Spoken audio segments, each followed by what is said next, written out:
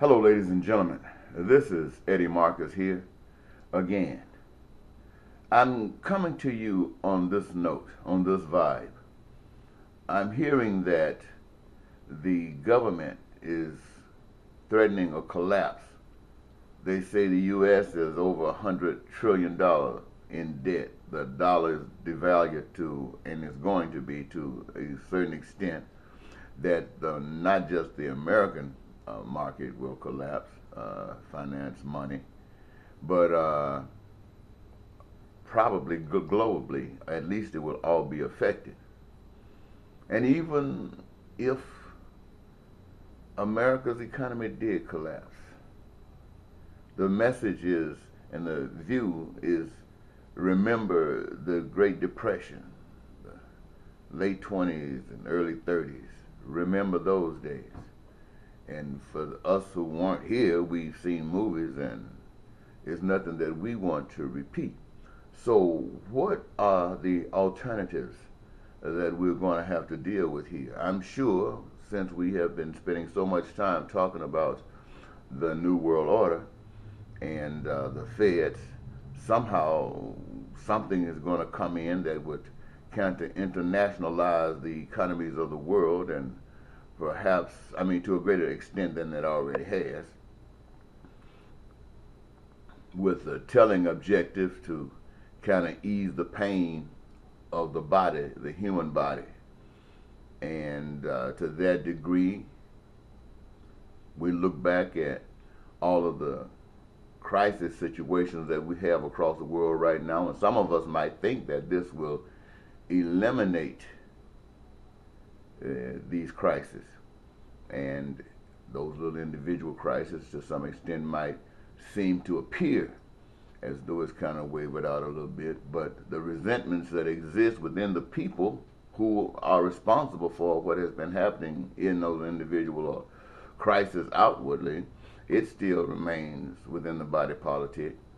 And if we weren't able to fix them before, then what is to make us think that this same body is going to be able to fix it now, when the body has no goal? Now, we might say, yes, it does now, because we're one central body. But even this central body has a purpose of feeding more to one part or various parts of the body than others. So there will be atrophy in certain areas anyway, and this body will still be corrupted, because cancer, that dangerous element, is still there. But there is another option, and that is the option that was given to us at the beginning of time. Say the economy does collapse, then my suggestion, and I believe it is divine, would be that all debts be forgiven.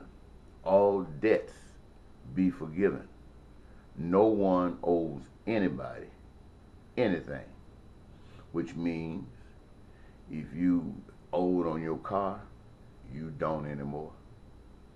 If you owed on your home, you don't anymore.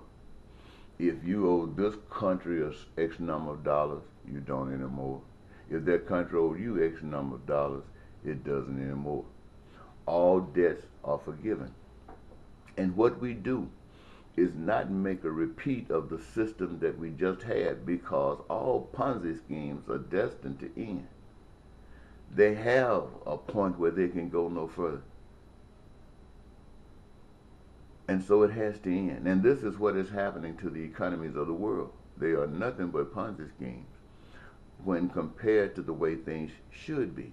Now, the way things should be is that we have determined that for the most part, the businesses, the corporations, the things that we do for the people of the world are basically essential. That which provides goods and services, etc. Whether it's, and to include, should I say, education and health care. Education for the main purpose of assisting people to be better at whatever their God-given gifts are. And health care is to do what health care does, and to do it 1,000 times better than it has in the past. Now, there's nothing wrong with that. That is all good. You can't argue with that. Now, does it take money for that to happen? in the world that's falling apart, it does. You can't continue investigating your research to find out how to cure sicknesses or fight out diseases because you don't have money. What does that make any sense at all?